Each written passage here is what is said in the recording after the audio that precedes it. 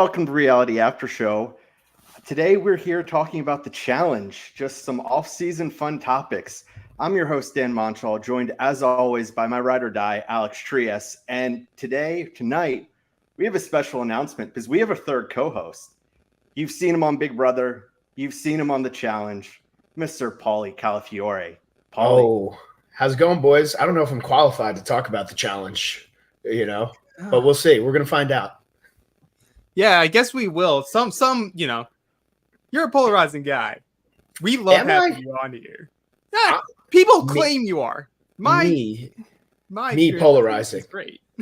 Yeah, listen, I run into people all the time, and they appreciate what I've brought to reality TV thus far. So I'm not going to speak for everybody, but there's some people out there. We won't name names. OGs who feel a little bit differently, but projection is a thing. I'm doing a lot of therapy now, so I understand where insecurities come from and projection and all of these things. And if you're feeling a certain way about yourself, like sometimes you just got to blurt it out there about somebody else.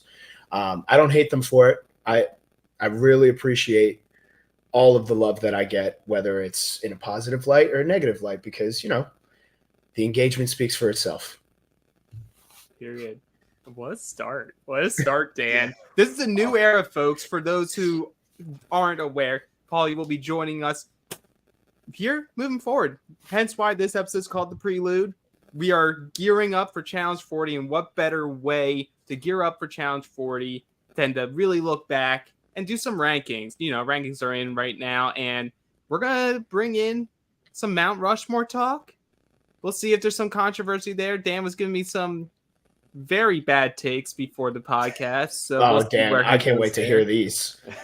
He gives me a fake list all the time. Every single time we talk about a list, he wants to put Danny Jameson on there, and I'm like, dude, I have to get a Danny Jameson reference in. This is going to be a hot take. It's kind of like when people try to say like Landon should be on the Mount Rushmore, right? Like people say that, and I'm like, maybe if he continued doing it, but that'd be like saying Bo Jackson's the best running back of all time. It's like maybe if he didn't get injured and he had time to finish his career, but like Landon decided to kind of do a walk-off essentially. So It's like, will we ever know if he should be on the Mount Rushmore? We don't know.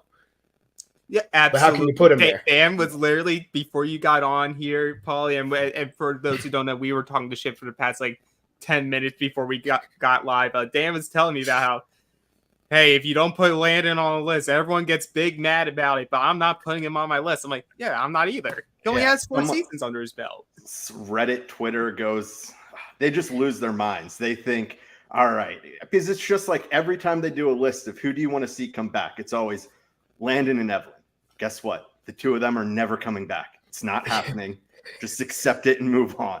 Stop trying to make fetch happen, guys. They're never coming back. Yeah. We can dream. Yeah. No, but I agree with you guys. Here's my biggest qualm with the challenge fans is they don't know what they want ever.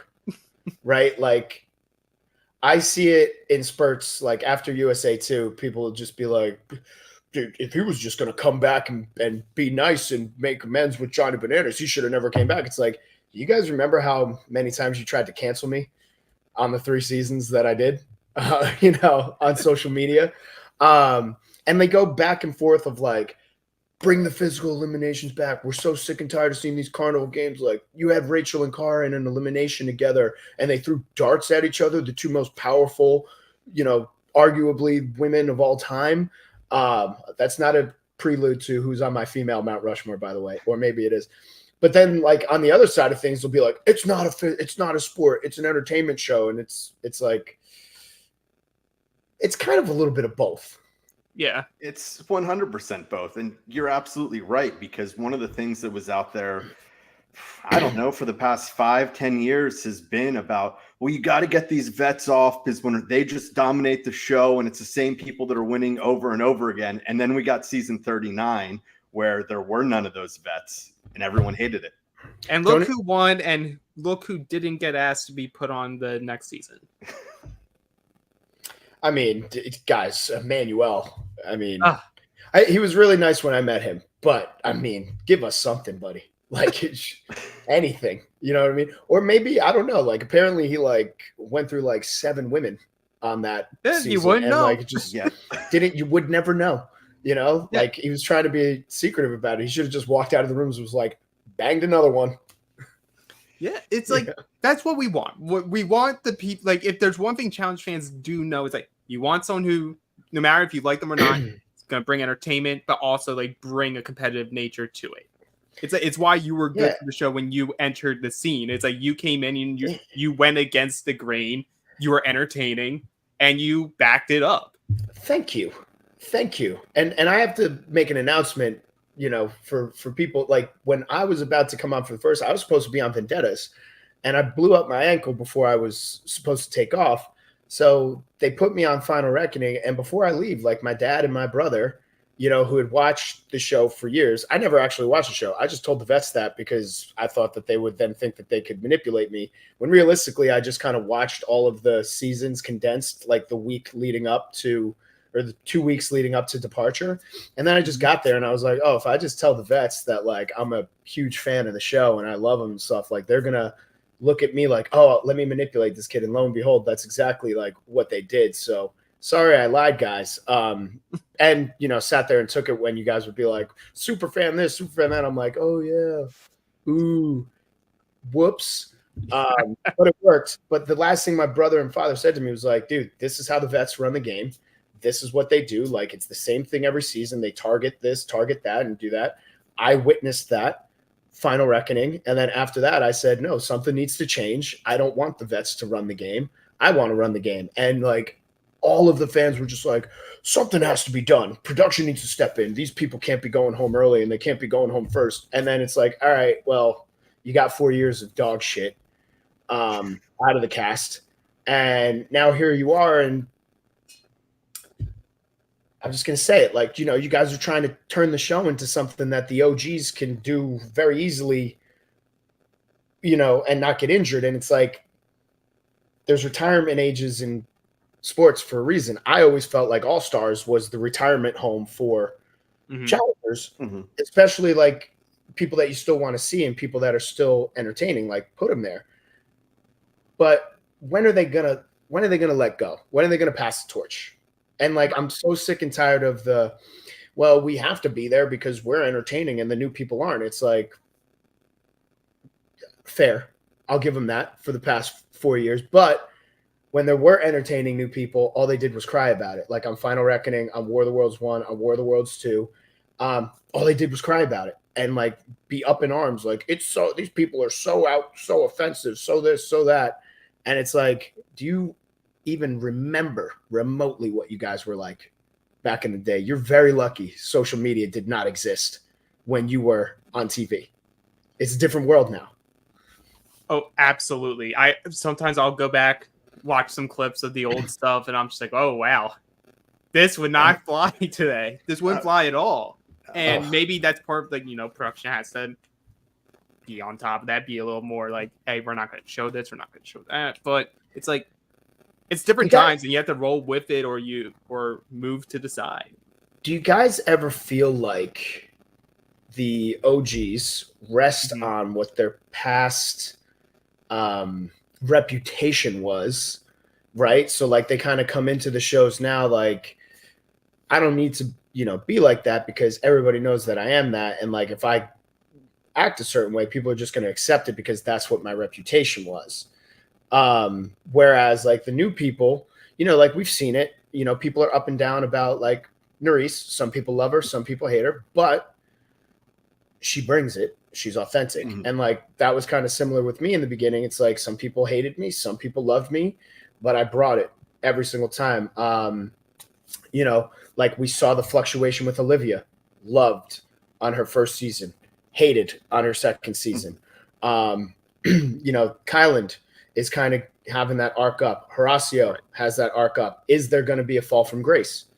Right? Because as much as people love to see people rise, they love to see them fall. Oh yeah, they do.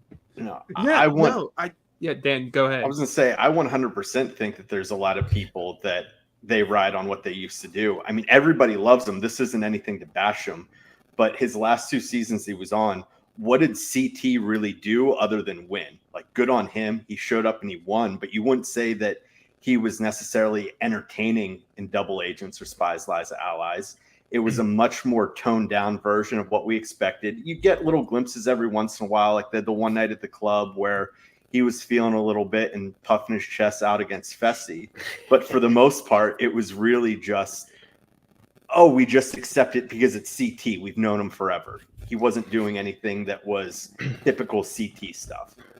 Well, here's what I like about CT, and Alex, I'd love to hear your take on this, is he's one of the only ones that has evolved his game in a way. And I think what people don't understand is how good his political game is, which I think we were able to see on Traders. And it's like, he doesn't really need to be that old CT guy because he's so good politically now. And he kind of, that's his shtick, is he fades into the sunset, or he fades off into the shadows, right? He is very coy with his political game. And he knows that like nobody's going to kind of throw him in. And it's not because he's CT and they're intimidated and they don't want to throw him in, right? Because we saw people throw him in on, Final Reckoning. We saw him get thrown in on War of the Worlds 1. And we saw him get thrown in on Total Madness.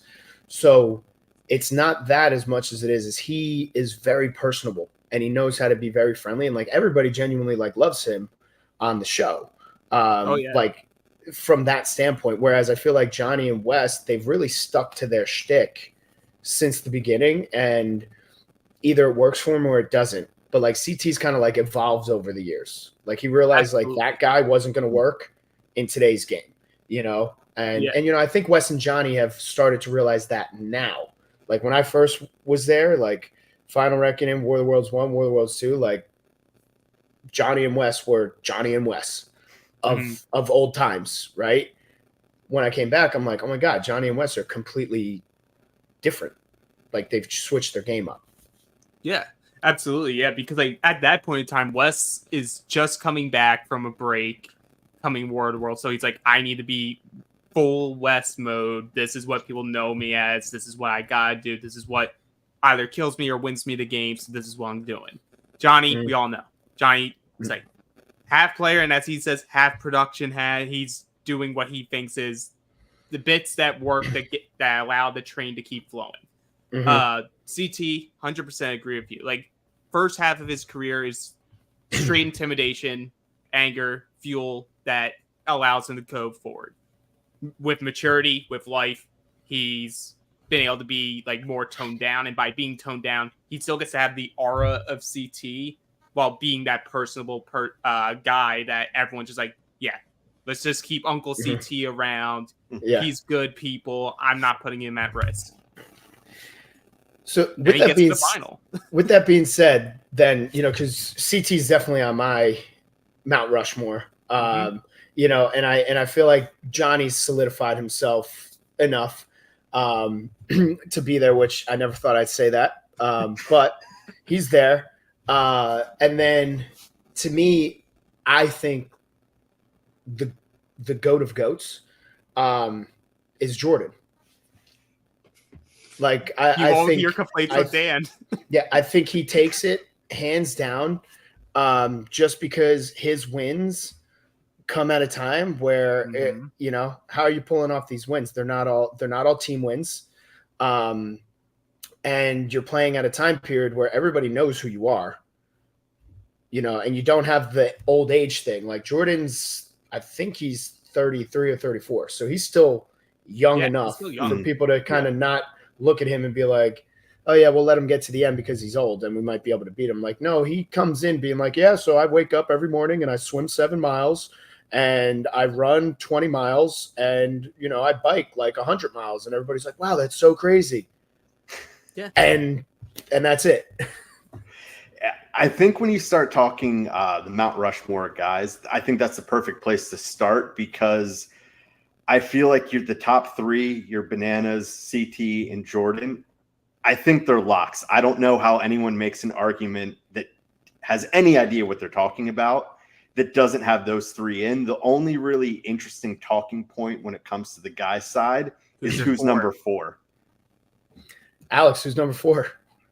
Okay, well, I wasn't expecting to be the first one to go, but Dan was asking me during before you came on. He was like, "Is it Wes?" I'm like, "It's not Wes for me. It's not Landon. It's not some of the old school guys. Like, it's not Mark. It's not Darrell. Because there's things in their full career that I'm like, I just can't fully buy into it. It's someone who, similar to Landon's career in the challenge, was cut short, but their body of work and what they look like today shows that they could still kill it if they were allowed to be on the show. And I'm saying Kenny is my number 4. When you literally lift someone who claims he should be on Mount Rushmore up a mountain during a final, and that's like, Kenny now is in better shape than he was back then. Like, if you put him in there, he would still. You could make a legitimate case that if Kenny didn't get shadow banned from the show, he's right. I think up there he's with full Johnny. banned from the show. I don't know about shadow ban. Yeah, yeah. Hey, technically, there's never official things. True, that's fair. But that's my guy. That's my number 4. I think you can make a great argument with that, especially if you look into that's Bananas kind of stepped into Kenny's shoes once Kenny left. That you could say Bananas really never, maybe he doesn't become the Bananas we know, love, or hate, however we feel about him today, if Kenny actually stays with the show, because Kenny had 3 at that point. Mm-hmm. His arrow was pointing up. And he would have kept adapting to the more physical nature of the future seasons. He also had the better relationships with people, personal relationships, than Bananas did at the time. Do you think Kenny would be on board with some of the older people who say that the challenge should be easier because it's not a sport, it's a reality show? Or do you think he'd be one of the people that's like, no, I'm still in shape, like, you guys could fuck off? I think it's the latter. I think he's literally like, give me the hardest thing possible and I'll still show everyone I can beat them. I love that. I never got to meet Kenny, like, just from the seasons that I was able to watch. It almost, and people have come at Johnny for this, like, on the show, like other castmates being like, dude, you literally stole Kenny's personality. Yeah. And like made it your own. Do you guys feel that way, that like he kind of is wearing a Kenny suit in a Johnny Bananas like insides? I think to an extent. Like, I think what's always been Johnny's thing is he could take stuff from other people and it's from other people, but he can still fully claim that it's his own just because like, he'll go at it at a full 100%. But at the beginning, he was wearing a Kenny suit. It was a Kenny suit, and I think I don't know, is maybe, he's trying to find his wings, because those first few seasons that he was on, I mean, he was a sidekick to Evan or Kenny, whoever was there. Like, he wasn't himself. He played second fiddle to one of those, or if they were both there, like, you go back to the ruins and it was, a guy needs to go in to this last elimination. Wasn't going to be Kenny, wasn't going to be Evan. Sorry, Bananas, you're going in. Yeah.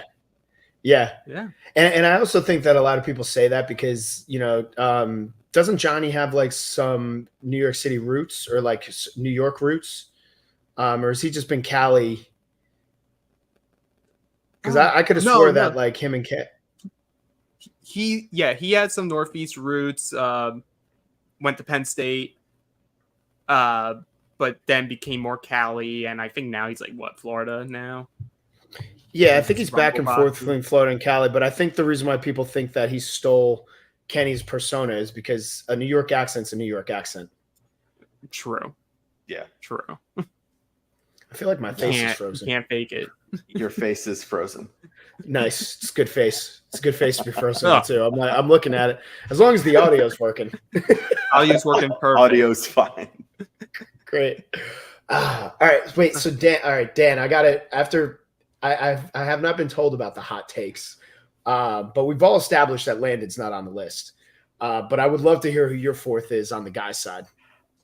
It is, my actual answer isn't going to be an incredibly hot take. It's, every episode I find some way to make in a joke about your Danny Jamesons of the world, your Dunbars, and Your Tyrese. Derrick Henry. Oh, Derrick Henry. Yeah. Those are the three big ones. Oh, Derrick Henry. I'm friends with Derrick Henry, and it is he. When you look at him, you're like, this guy should just destroy everybody. And then it comes time to do things that would destroy people, and it's just and I've seen him like do athletic things in real life, but when it comes to the challenge, he's just very bad. It doesn't make a lot of sense, but who's your 4, Dan? Yeah, stop tiptoeing around this. Yeah, man. Feet to my the fire. 4, give me Darrell. He won 4 in a row. I get that you could say that the first 3 were easier. The fresh meat one wasn't necessarily easy. He was going to win 5 had he not almost murdered Brad, because the goal was he went in, he won that elimination, and he was good till the final. He went in, he won the elimination. Brad decided to fuck around and find out how good of a boxer Darrell really is. Yeah. Oh, man. Yeah. And just he's always got the confessionals. Give me Darrell. All right. I'm gonna. I know everybody likes to put Darrell in there, and I do love Darrell. However, I'm also like a "what have you done for me lately" guy, and that's the only reason why I gotta go. I gotta go Wes, because he wouldn't have been in my top 4. But if you really want to say "what have you done for me lately," he got that All Stars win. And All Stars 3 had a pretty stacked men's side. Like All Stars 4, not so much. All Stars 3, pretty stacked men's side. And he took that win. And the argument for me is it's like Darrell also has done All Stars seasons. So, that was kind of, he didn't win, came in second place, to yes. And Wes went in there and did his thing. So it's gotta be Wes, not just for that, but he's great. Like, he brings something to the show. His confessionals are golden. He's got the elimination record, and just overall good guy. See, the only reason why I'm holding him off is I hate a fake retirement story. And That's when he fair. shows up in the next year and a half, the clips will run. I don't know. I have a close relationship with Wes, and it may be kind of like real, just because he really is busy, and like his whole thing wasn't even, like he obviously had the kid coming, but he told me straight up, he goes, the kid wasn't the reason why I wasn't on 40. He goes, it was, beta blocks and all that stuff. So it's like, if you're going to turn down a monumental season like 40 for, beta blocks, which ultimately, if you really think about it, if he would have been on, which era would he have been on? He would have been on era 2. Really, he didn't make the cutoff, because I thought he was.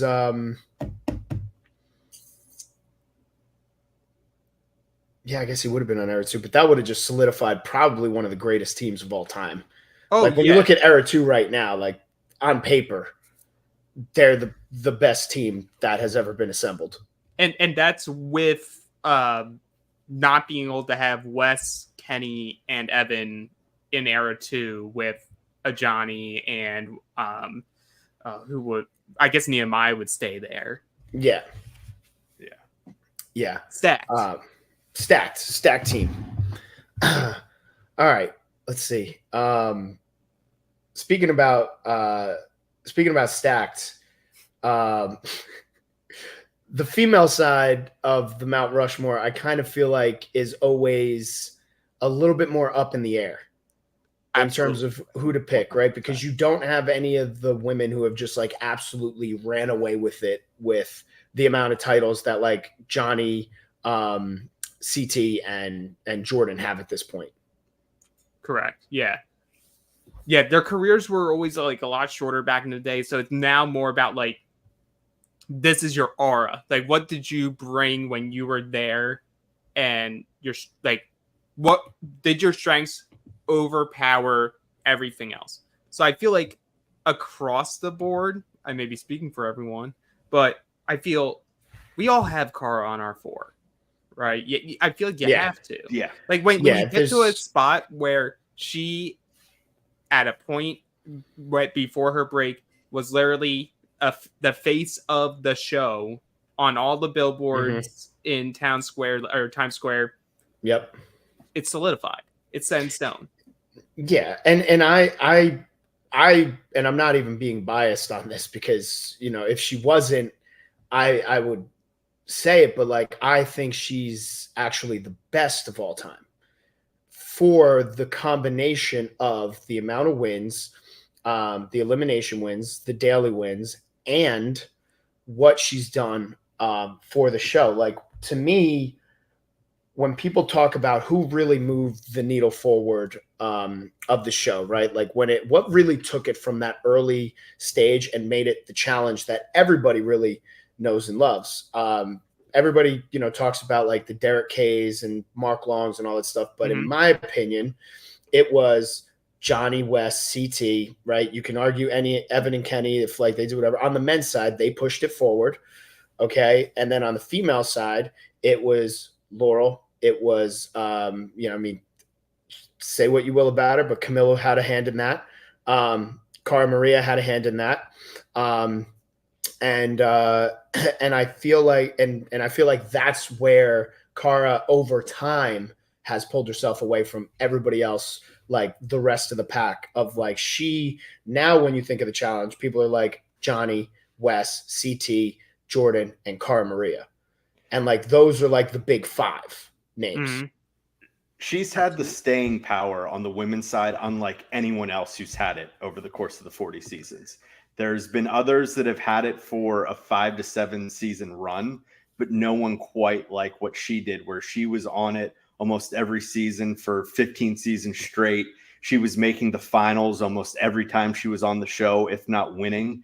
So that just longevity and success that she's had over her time there, it sets her apart from any other female who's been on the show. Absolutely. 100%. And I don't even think it's a question. Like, Laurel is a good competitor. You know, absolute monster when it comes to eliminations, dailies. She scares most of the men on the show. But as far as like the character that she's brought, there has been no evolution of Laurel. When you really look at it, she has been the same person when she started that she is now. And strictly from a competitive standpoint is where she's a beast. But as far as like, once again, who has pushed the show forward and what names stick out, not just in our minds, but like anybody who thinks of the challenge, right? I'll talk to people who haven't watched the challenge in like 10 years and don't even know that it's still on. And it's like, they like, oh, you know, is Johnny, West, and CT still there? Like, oh, you know, Cara Maria's still there. It's like, you know, that's to me what solidifies people as the GOATs. But I also put Laurel on the Mount Rushmore from a competitive standpoint. I have no argument on Laurel. She made my list as well. Alex? She was 4. 3 for 3. She was 4 on the list. She was 4 on your list? Yeah. Really? Okay. Who do you have above Laurel? So, again, and I understand like the nuances of all this. I do have Evelyn in there because Evelyn was just that person where every single season she was on there, you just chalk it up like, she's going to go far. She's going to cause waves. She always went against the grain of the house, and I respected that. Spoke her mind, loved it, and I just thought she was a hell of a competitor. And then my third is, I never thought I've gone more higher on her over time. It's Sarah Rice, because there was this good window of time where Sarah Rice was one of those well-rounded players that had her social game down, had her political game down, could do every single puzzle out there, and was a good, solid competitor. There's a reason why, like, once you saw her paired up with Jordan, you're like, oh, well, they're winning. Like, everyone else is just playing for second place because it was just the best guy and the best girl. And when you get to a point where you are on the show and you're like, you are the best girl here, you have to be on the list. I feel like that's fair, and I kind of feel like a lot of the female competitors, they love putting Evelyn in there. I'm not going to tell you who my last two people are yet. I'll go last because there's a couple hot takes in there. But Evelyn is like, as far as like somebody who, if they had the staying power, but I got to stay true to how I handle it on the men's side, where it's like, if you're, haven't been consistent with the runs, like it's always like a big what if. And it's like, was she the most dominant at the time? In my opinion, yes. But then she just stopped. Right. That's fair. That's fair. I do have Evelyn in there. I had her in my 2 spot behind Cara. And it's not only because she has the 3 wins. With Landon, I completely agree. He wasn't around long enough. I don't think he deserves to be in that spot. I felt like Evelyn's window was a little bit longer, which is why I'm willing to give her that spot. And as well, it's just she had some pretty impressive accomplishments over the course, of her career. She's beaten men in elimination. I mean, when she was running, she was partnered with Luke in Fresh Meat 2. She was the one that was carrying the guys like backpack while Luke was carrying this lighter one that was meant for the women. So she's had a lot of stuff like that I have to give it to Ev. All right, that's fair. So Ev is your 3. Okay. Yeah. Well, for Dan, that's your 3, or do you have her above Laurel? I have her above Laurel. I have Cara 1, Evelyn 2, Laurel 3. And then at 4, I have this one's a little, I don't think it's tough, but we haven't seen her a lot except for, just recently and upcoming. I still have Rachel Robinson. I can't, when I think of dominant wins, she did in the Duel 2, where she beat all the men in that final. And that entire season was, if she wasn't first in every daily, she was second, and it was in pairs. So it wasn't like it was teams. It's some of the others, old school seasons that have boosted daily numbers simply because they were on teams. Like, she has it when she's done it in a variety of different seasons. She has the 2 wins. Like I said, I think 1 is one of the most impressive wins, not just on the female side, but of anyone in the challenge. So I have 4 at Rachel. I have Rachel as my number 3. Okay. I have Rachel as my number 3 for those same reasons. And also because I feel like when she came back on All Stars, she was still held in that same regard after all these years, which is why they were trying to pit Cara and her against each other in elimination. They were trying to take out one of them. I think she is still extremely fit. She runs the challenge workout. She has her own workout. She, runs Barry's boot camp. I think she's still got it. That's just my opinion on the matter. I think if she made it longer in All Stars 4, I think we could have possibly seen one of the most stacked female finals in the history of the show. Agreed. Just Laurel, Cara, Rachel, and Handjob Steve. And Handjob Steve. Exactly. Just need Handjob Steve. What a Final 4. Gotta have Handjob Steve. Alex, did we go over your number 3? Because you had... Yeah, it was Sarah Rice. It was Sarah Rice, and then number 4 was... And then was Laurel. Laurel. All right. Well, are you ready for this hot take? I'm ready. Ooh. Okay. People are probably going to be pissed at me. They're going to be upset. They are. I know it. I know it. I'm gonna put Tori up there I'm gonna put her up there, and here's my reasoning behind it. When she came on Dirty 30 rookie season final, she didn't win. She lost to Camilla and Cara, right? So she comes to 3rd place to two of some of the better competitors. Final Reckoning, Derrick Henry was her partner. We all know how that went. Okay. Should have won. He's had the best partner. Yeah. The best. Takes a break. World Worlds 2 comes back, makes a final. Okay. And she's been pretty consistent with making it to the end or making a final. And she finally got that win that kind of solidified her there. And then coming on to USA, she was the only female MTV person to make that final when those people came into the house and their backs were against the wall, like 100%. And she didn't really have, like on the men's side of the guys coming in, like Johnny, Wes, and Corey, they were almost able to stay bonded. Like obviously Corey made the decision in the beginning to try and cover his own ass, but they really kind of came in not wanting to go after each other at all. Mm-hmm. You know what I mean? And whereas Tori came in and Amanda wanted her head immediately. You know what I mean? So the fact that she was able to navigate that, and I love Amanda. Like Amanda's probably one of my favorite humans ever, but the fact that she was able to navigate that and then make a final also shows like her political prowess.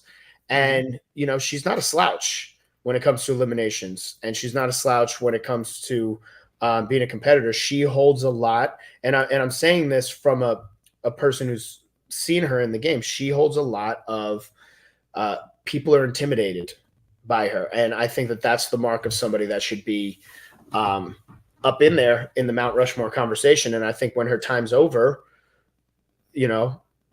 she may have 2 or 3 wins. And on the female side of things, like that's 3 is the freaking GOAT number. You know what I mean? So if you got 2 or 3 wins, like you're up there in GOAT conversation for females.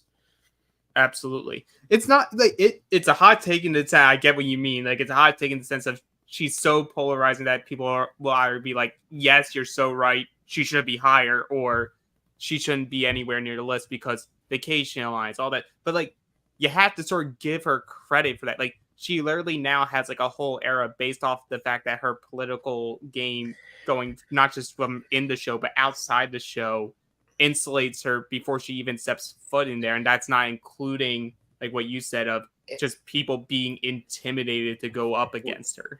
And the fans honestly can't even be upset about the vacation lines because the JEK dynasty existed for how long? And they had everybody. They had the guys, the girls, they had everybody.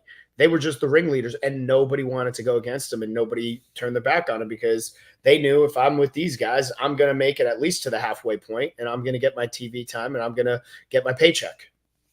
Absolutely. I respect it. I respect the hustle here. No, and I think on the women's side, there's a lot more options than, like we said, with the guys, because there isn't the high number of championships. So you don't have 2 or 3.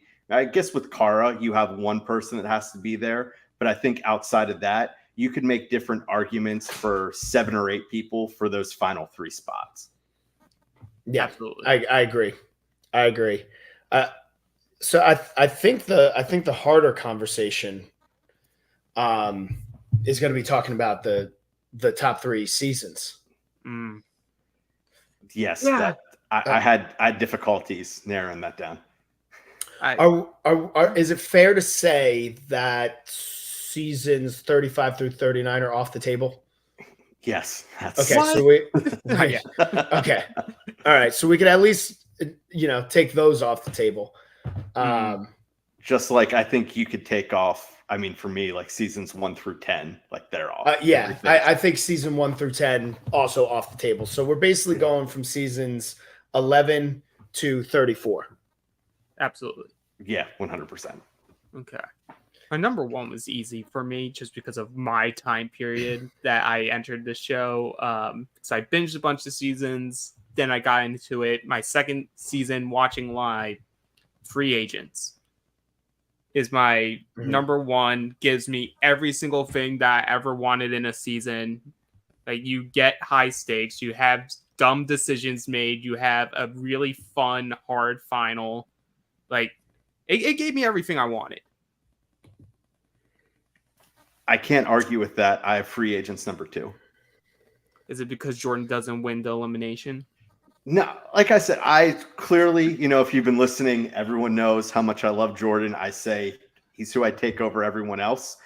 But I'm also willing to admit is the seasons where it doesn't go his way, it's usually his own fault. I'm not, just going to say he's perfect. He does nothing wrong.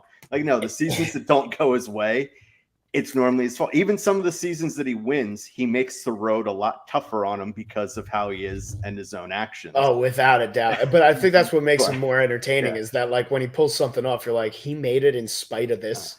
Yeah. But he still has that moment. Was it dumb to flip all the cards to go against Bananas? Yeah, it was stupid. Everyone remembers that moment. And that was prime Bananas that he did that against, Yeah. arguably.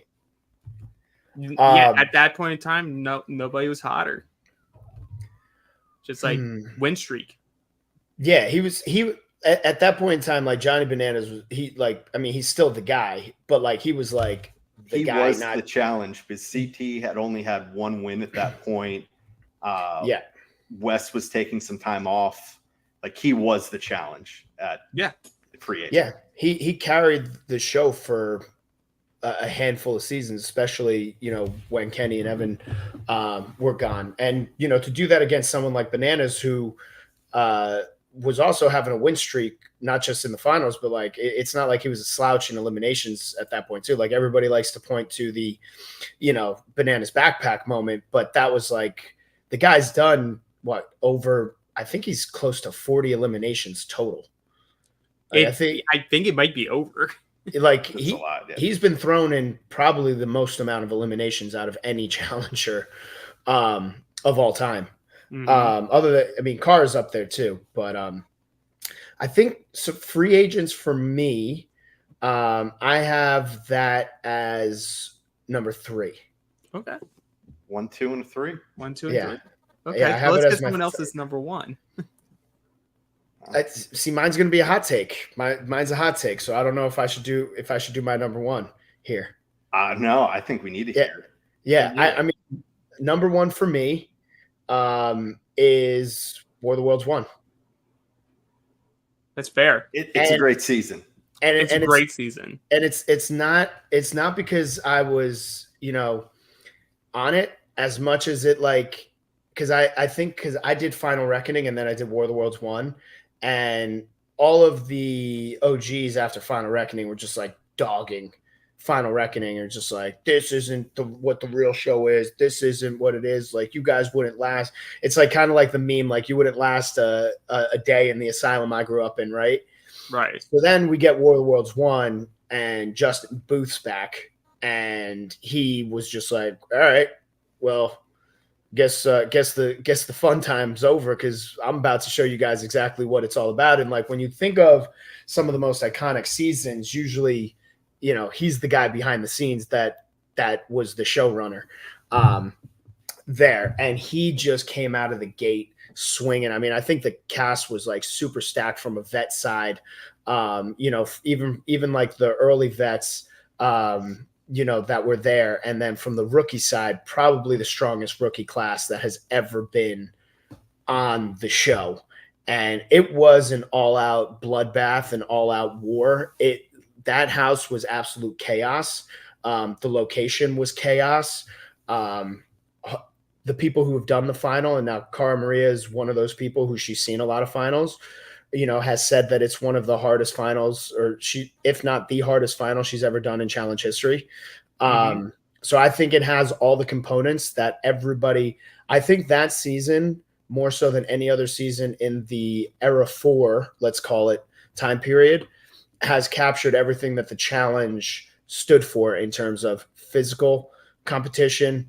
The competitors were absolute monsters. There wasn't other than Shailene, layups Poor Leroy on the season. Poor Leroy. And it gave drama, it gave hookups, it gave everything that the fans are like, we miss this, we want this. And that was it. And that was the blueprint that I felt like should have been stuck to moving forward for everything.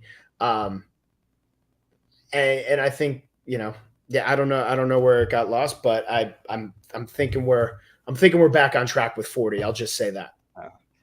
Love that. Yeah.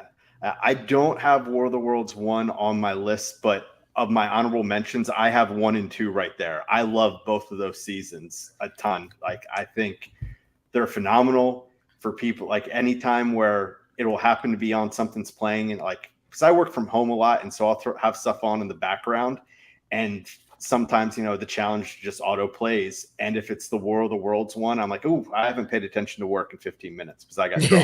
Like, it still gets me. Yeah. I actually had War of the Worlds 1 at number 2. Number Nice. 2? Yeah.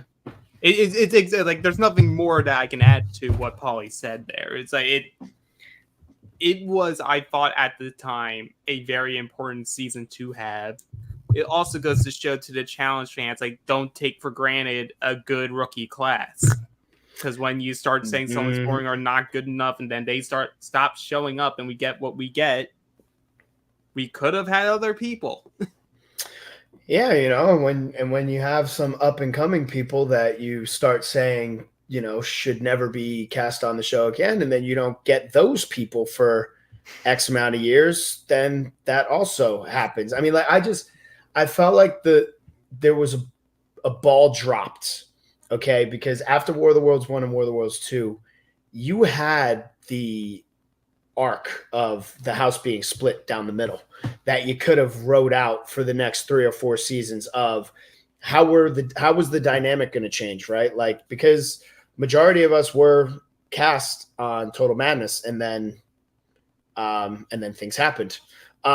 So, and we don't need to dive into those things, but it's like, what would Total Madness have been if now you're seeing, after what would happen in War of the Worlds 2, you got me in the same house as Jordan, Theo's in that same house, Kara's in that same house, you have Tori, Nani, now you're bringing in all these other new people, but the dynamic is there of everything that happened the season before, and the chaos was going to continue. I mean, you saw us on stage at the reunion. We wanted to rip each other's heads off. We hated each other. Right. And like like the old challenge, right, would have been like, this cast is at each other's necks. Got to put them all like right on there. And, I think that's when we entered the era of the Vacation Alliance, essentially, and like the Kumbaya squad. And now, it's going to take a lot. Like, there's going to have to be a lot of castmates that go against, the grain of the other castmates of the Kumbaya-ness, because like that truly is the vibe. And those people are just like, oh, if somebody's on the show that I don't really vibe with and brings bad energy, like, I don't want them there. Where it's like, there's a big difference between bringing bad energy and being entertaining. Absolutely. 100%. Yeah. So hopefully with these teases, that it sounds like season 40 is going to have some good, a good mix. Season 40's got some popcorn moments. We'll say that. Awesome. Well, we know it has some popcorn muscles because Corey's there, but yeah, that's true. Oh, Corey. Okay, Dan, give us your number 1. My number 1, it's Rivals. Everything about how it was built off.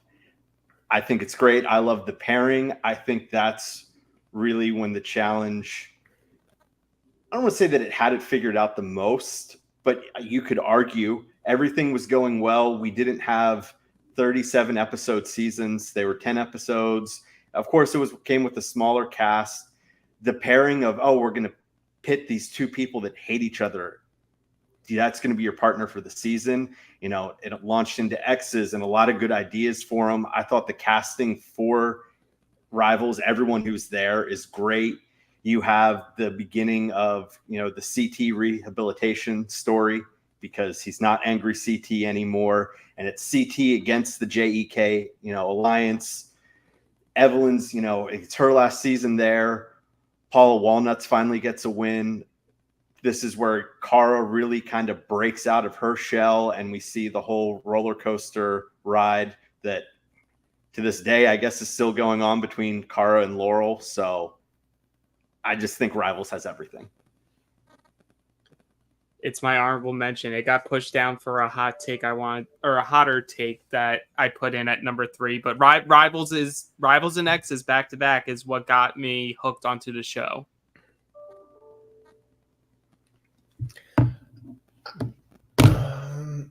Okay. For me, it's season that I think introduced one of the best formats to ever exist on the challenge, and that's the duel. Oh, love that. Yeah, I think the format of it really changes the dynamic, and like it, there's politics in the challenge. We're always going to understand that, but one thing that everybody loves to see is it's hard for a large alliance to truly run the game if every time they throw somebody down into an elimination, that person can pick somebody from their alliance and has the chance to knock them off and have the numbers switch and flip. And that's why I think the dual format, or I think the duel is got to be there, because it introduced the most iconic format, in my opinion, that the challenge has ever had from an elimination standpoint, because it really protects the game from having like that large group alliance that just kind of runs everything, because you can't. If you're thinking about throwing somebody down there, they could pick anybody from your alliance. They could pick a loved one. They could pick, your number 2 or number 3 person.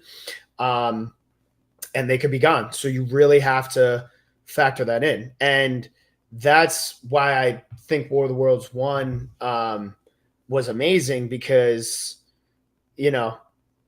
would you have gotten that first elimination being so iconic of like Ashley literally just stole the money from Hunter the season before. He's down in the sand because, Bananas is getting him back from the season before. And I just remember that moment in time in the house, because he was basically sitting there the whole time saying, well, Bananas, since you threw me down there, I'm going to take out your number 1, like, because he's paired with Shailene, like, and I'm going to, and like, he would have beaten Leroy and Shailene in that elimination and taken them out. But then at a certain point in time, it got in his head. We were like, dude, like, you're going to go after Leroy. Like when you went after, you guys went after Bananas last season, but you're going to pick Leroy over the girl who just took $1 million from you, bro. Like I was like, bro, I was there with you. Like when the mill was taken away, dude, like I saw you there. Like we spent some time in South Africa afterwards. Like I saw how crushed you were. Like, you're really going to pick Leroy, like when you have a chance to knock out this person right now? And he was like, you're right. And like that was this, like that being the first episode was just insane. It was TV, and I really do hope that he found his tennis shoes after that decision happened. So, Paulie, the duel's your number 2. Yep, number 2. Cool. So I'm War of the Worlds 1, duel, and free agents. Love that. So yeah, my number 3. My number 3. So I had free agents, War of the Worlds 1. A different take. The execution could have been better with some tweaks to it, how I imagined it would be, but the overall concept I loved. And it was Invasion of the Champions.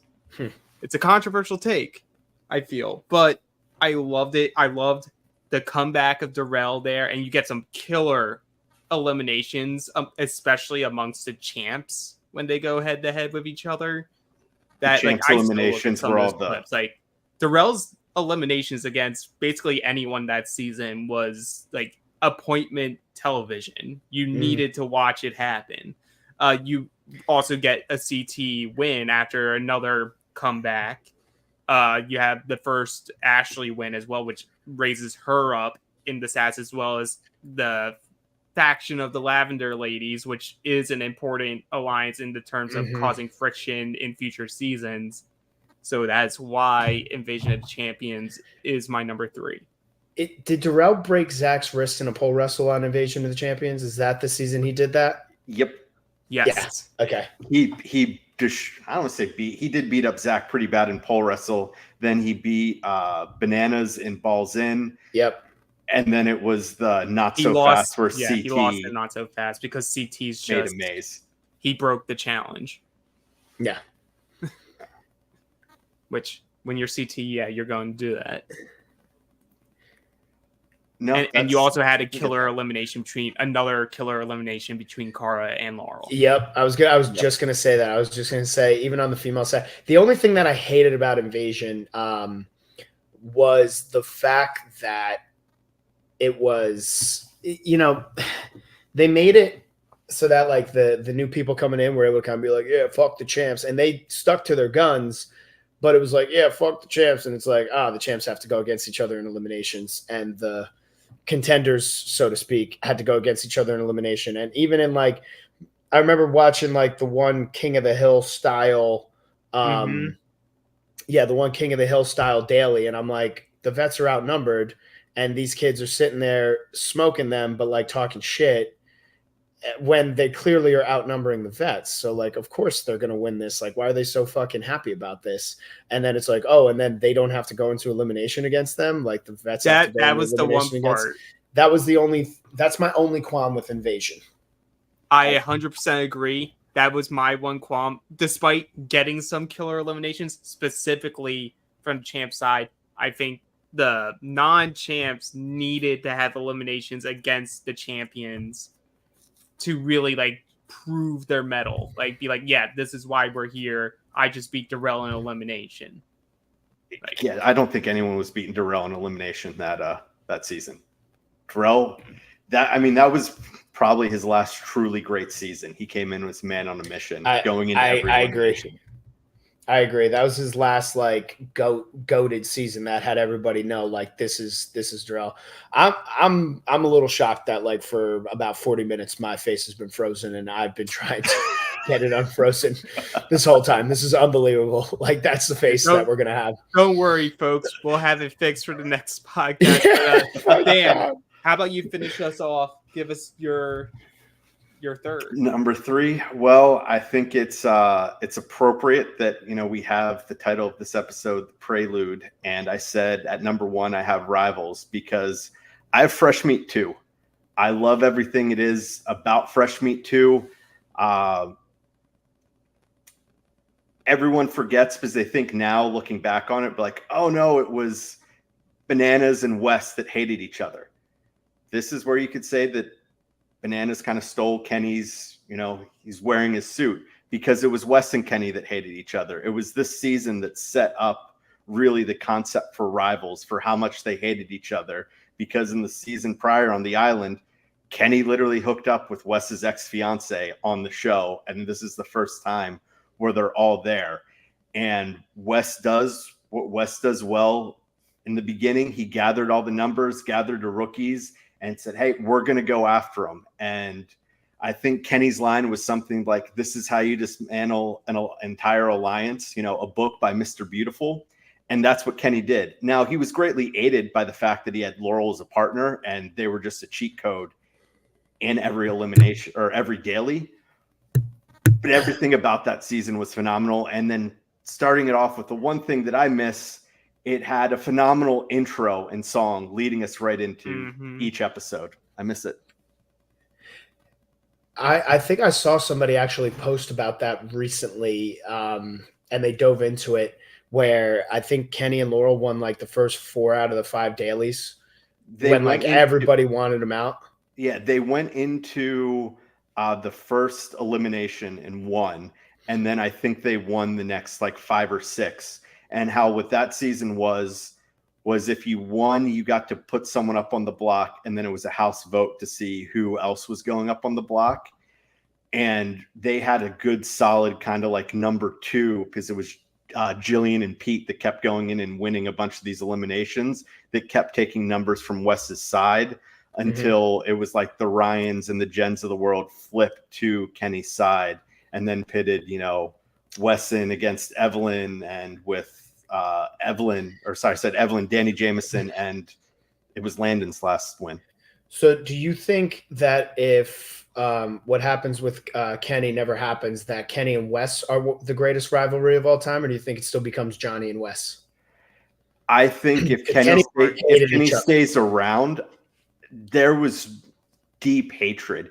Because maybe you probably know better than the rest of us, Paulie, but it always seemed like outside the show, there was, a bickering between Wes and Bananas, but it wasn't true hatred. I could be wrong on that, where between Wes and Kenny, it was true hatred. They hated each other. Yeah, no, they hated each other. Like Wes and Johnny, I think it was strictly game related.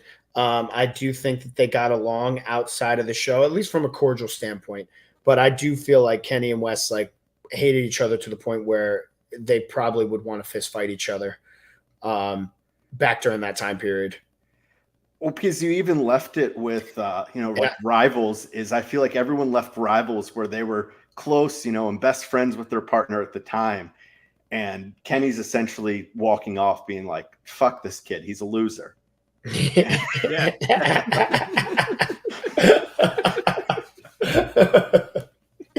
That's freaking great. Yeah. No, I mean, listen, man, like those old seasons were phenomenal. I mean, that when I came in, like that's all I really wanted to bring. And I feel like when I came in as a rookie, it was just during a different era of the people who clearly still also watched the show back in the day then, but like, I don't know, maybe they're like older parents now and they're just kind of like, oh, wait a second, that's not nice. How dare you be mean and nasty and crazy and try to fight people? Like, yeah, that's obnoxious. And it's like, how many times do we still like the best clips of the challenge that are posted are the, anything having to do with chaos, anything having to do with fights that happen. And then like, that's my biggest qualm is like seeing the fans go into the comments, be like, they don't make it like this anymore. It's like, yeah, it's your fault. It's your fault. They don't make it like this anymore. It really is your fault. And I am speaking from personal experience with you guys where it's like, I came in, I competed, I fought, and you guys were like, he's a psychopath. Like, the challenge doesn't need things like this. Like save these. It's like, dude, like, do you ever want TV to go back to being good? Ever? Right. Like, just watch the shows. Just watch them and watch them for the entertainment value. Enough with the opinions. Like, you guys just enjoy it. Like, people watch the WWE and they just enjoy it. They enjoy it. Like they lean into the heels, they lean into the baby faces, but everybody's having fun in the WWE. Everybody watching the WWE is having fun. You know what I mean? Like they're not sitting there and if somebody tweets something, on Twitter, they're not like, bah! Like, yeah, they're doing that, but it's like all in fun of the storyline that they're watching in WWE. And I think that we definitely have gotten lost in the reality TV world of like just enjoying the storyline. Just enjoy the fucking storyline. And we know that won't stop in 4+ weeks when Challenge 40 starts airing, but we will do our part here to we bring are going that to do our part here, not just from the TV show, but on this podcast. I hope you guys are ready because people are going to try and cancel us. I guarantee it. Oh, I'm sure. Bring it on. Bring it Dan on. and I have faced worse. Yeah, fair. Okay, Dan, bring us home. So what should the fans be looking forward to from our podcast these upcoming weeks as we build up to season 40? Yeah, so we're just over a month away from season 40.